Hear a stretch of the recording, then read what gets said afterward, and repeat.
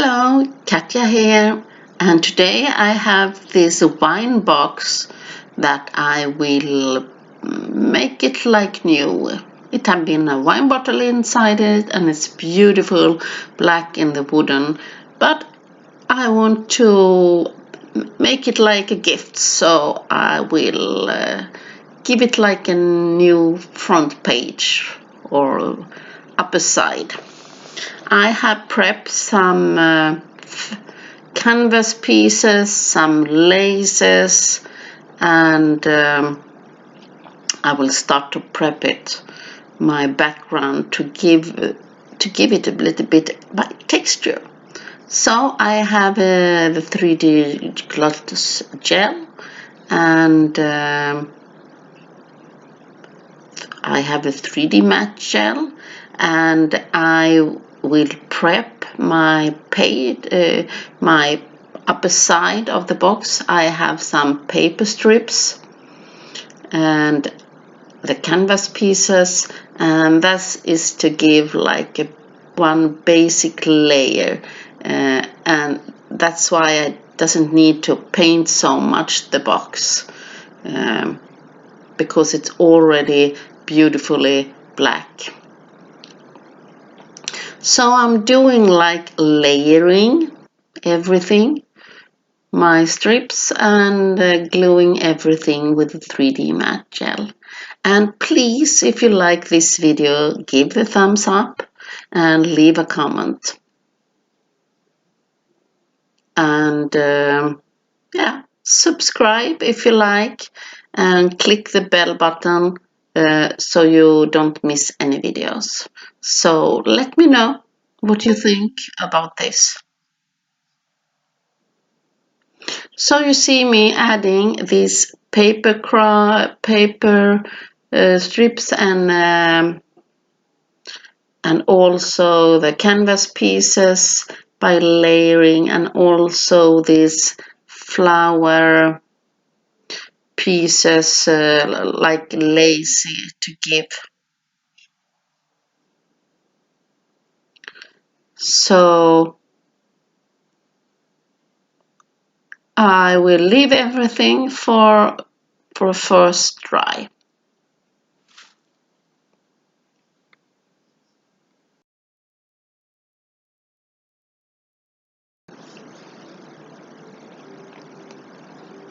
And then I will add even more texture to my page.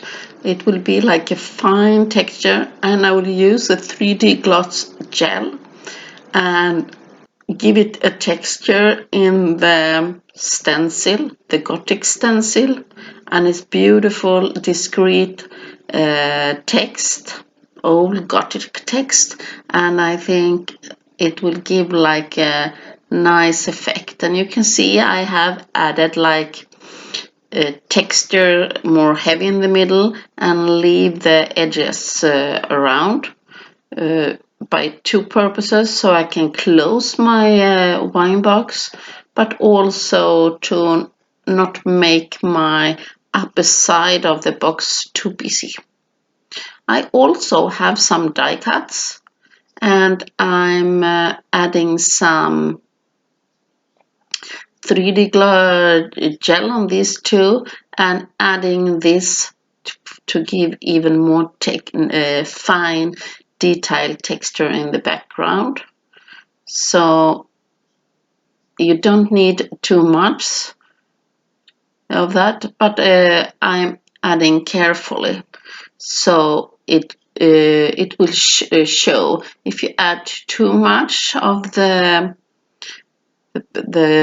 gel, it will destroy the pattern, so be careful.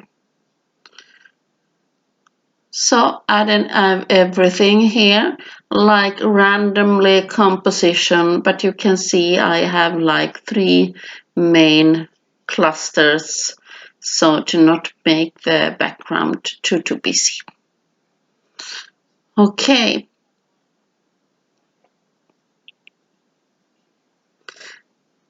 Now it's time to add embellishments, and I have like this big embellishments, and it makes beautiful on the box. And I mix it with resins from Redesign and from Finnabair, some molds, and I like the gears and the stars.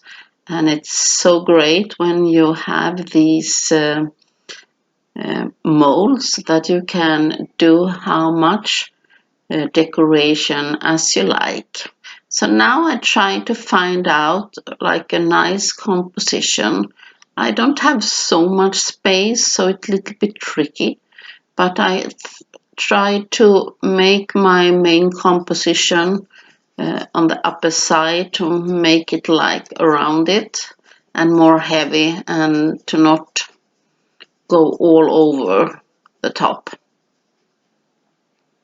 I always, when I add decoration, I start around my focal point and start with the biggest embellishment, and then I try to find smaller embellishments to gap up the holes, and also to repeat the same kind of embellishments around my focal point.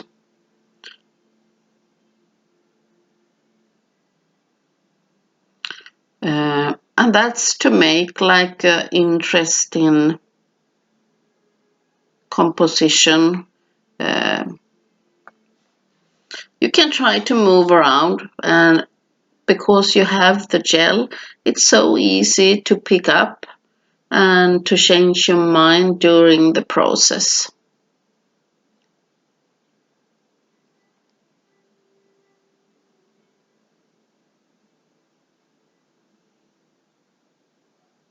So you'll see me looking for picking up, finding in my treasure, smaller, like finding out like small screw heads and everything, and adding that to my page. I leave everything for drying, and when it's dried, I will paint everything over with black gesso. And you don't need to work perfectly, but turn around your project from every side so it's more easy. Now I have some white gesso when everything is dried up, and I will dry brush all the top, and suddenly you find out how everything and the texture and details will show. And I find this process, this step is so fun because you can see details. I'm very, very light-handed when I go over, and you find that I will be more not so light-handed, and that's because I want to have on some places more color. So I'm doing this step because I will add color, and on black the liquid acrylic paint will not show so well, but on this way, when I have add some white, the color will come on the white places. So this is a great technique. And now you see me going over and giving more white on some places. And I find it already, if you could do it like black and white, is already a very interesting composition and interesting look. Now I have a little bit of the golden dragon effect paste.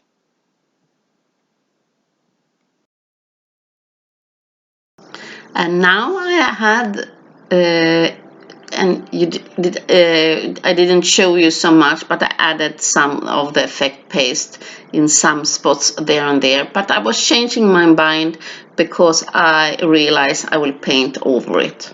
Now I have the liquid acrylic paints, the ochre, and it's so beautiful, yellow brownish color. and I'm adding it here and there, painting, and also spraying some water. And if you have too much paint on some place, it's so easy to have like a baby wipe and pick something off.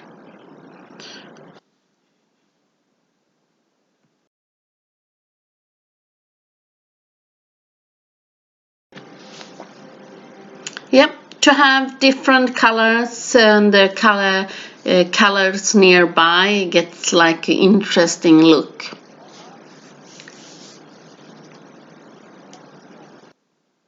So between every colors, I dry everything up so they don't blend too much. And now I will add like Prussian blue, and that's a great combo with the brown and the ochre. So beautiful. And I have really lot of these colors right now, and now I will highlight again with a little bit carefully, only on the top, not everywhere I highlight. And sometimes it's so difficult to know where to stop, and that's why I said be so light-handed when you do this, so you don't go over too much. And you see me here, I'm so light-handed, but go a little bit more heavy on other places, but I don't have so much paint on my brush. And it gives a really nice effect. The liquid acrylic is glossy when it's dry, and the other ones it's matte. And it's already looking gorgeous. Now it's time for my focal point. It's like a frame and like a big like a big what do you call it, a stone or something like that. And I have choose to not paint over it. That's why I'm adding it now on the end, because I want it to stay natural and to not paint over it to make it more pop. Now I need on some places a little bit ink black. Be careful with the ink black, because I was adding a little bit too much of the ink black. And I want to only add a little bit, and that's to make like the more 3D effect and to get around. But I was going too much, so it took some of my background colors a little bit too much. So be careful. So I'm going around and and I love these liquid acrylic paint. They are so easy to use, and when they are dry, they really will stay, and they will stay and are waterproof. And yeah, I try to dry between the different layers so they will not mix too much. So I doing, and now I'm picking up some colors again, because I was find out that I was having a little bit too much of the black, so I need to create a little bit more contrast again. So that's the process. So be careful before you add too much or too little. Take step by step. And sometimes you have like a vision what you want to achieve, and sometimes you only like playing, and it's okay, all the ways are like that. So you see me going over with the colors again, and here with the burnt sienna I need to have more brown again. So, and here I'm layer and spraying to get the colors back again. And if you need to do the step with the white dry brushing, yeah, dry everything and do it over and add even more color. It's okay, everything works. I think I'm almost happy with this now. It's have like beautiful colors of ochre, burnt sienna, and the Prussian blue, and it looks great. But I'm thinking to more like highlighting. So I have the white pearl I'm deciding to use. So I will have like a very thin layer like highlighting that, and the white pearl is white and it gets like shiny, and I'm using a brush, but you can also use a finger. So if you use a brush, you'll go a little bit more on the background. If you use your finger, you go on the top of the decorations only. So it depends what kind of effect you like. But here I want to tone out to show a bit of the backgrounds a little bit more. And yeah, it's turned to going to be something what I was going on with.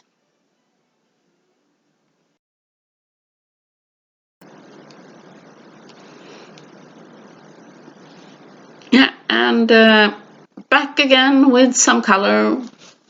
So you see, doing a little bit too much, so I'm adding a little bit about the Prussian blue again, and only on some spots, and spraying water and wiping off where it's too much, because I want the blue to show only like in places. I realize I need to have even some carmine, and that is to make like a little bit like a rusty effect, but I will use only a little bit. So I'm placing only on some spots, spraying and dabbing. The carmine is like a reddish color, but when you use them on your projects and you adding some water, it can looks like a little bit like rusty effect. And yeah, look, it start to be really great. It's sometimes it's so difficult to show in the camera. Okay, I will add some wax, and here I have the wax in the background, and I go really carefully, but I want to have more silver in the background, so I'm doing with the brush to give it like a silvery look in the background. And then I will have like vintage gold, and I'm adding only some places, not everywhere. And you can play like this when you are creating and adding. It's a little bit hard to paint over the wax, but you can also add over the wax, but it's hard to paint over it. So I was having a little bit too much white pearl, but now I'm toning it down a bit with the gold to highlight some places. And I really love the look, so I'm start to get happy with it.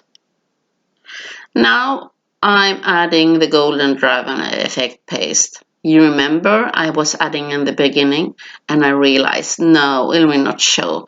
But now I have this effect paste with the flakes and glitter in gold, and I'm adding them like in some places here and there, and it makes like some extra texture and extra look around my focal point. And yeah, I'm really happy about it. It's discreet, shimmery and glittery with the flakes, and yeah, and it works fine for my wine box, and it will be a perfect gift with a bottle of wine. So thank you for watching and see you soon again in the next tutorial.